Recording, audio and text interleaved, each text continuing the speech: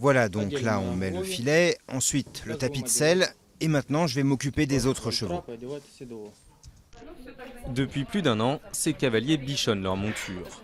Soins, entretien et surtout entraînement quotidien. Dans ce petit haras à 100 km de Moscou, on prépare une aventure historique. Une randonnée de 2500 km sur les traces des Cosaques, ces soldats du Tsar partis de la Russie impériale pour repousser les troupes de Napoléon il y a tout juste 200 ans. C'est une marche pour la paix, c'est une marche à la mémoire de tous ceux qui sont tombés au combat durant la guerre de 1812-1815. Cette opération militaire lancée par Napoléon Ier en 1812 avait pour objectif la conquête de pratiquement toute l'Europe.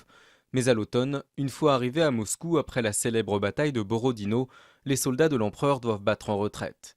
Frigorifiés et harcelés par l'armée russe, les Français rebroussent chemin.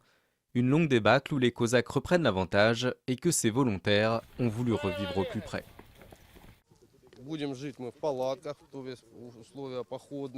On va vivre dans des tentes, dans des conditions de campement et aussi dans des hôtels. Mais l'idée, c'est d'être le plus proche possible des conditions de vie des militaires de l'époque.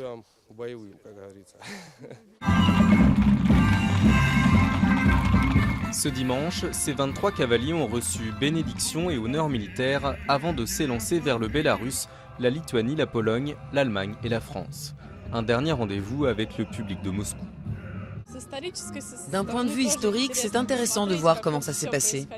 Ça permet un peu, pour moi, de découvrir un petit peu les différentes parties de l'armée russe, les Cosaques. Et voilà.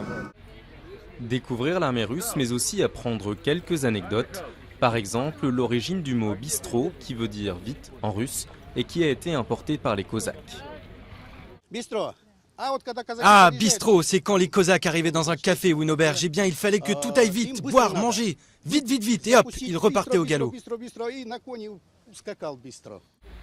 Dans quelques semaines, ces Cosaques du XXIe siècle franchiront leur première frontière, celle du Bélarus, avant de continuer leur conquête vers l'ouest de l'Europe pour arriver à Fontainebleau, près de Paris, en octobre.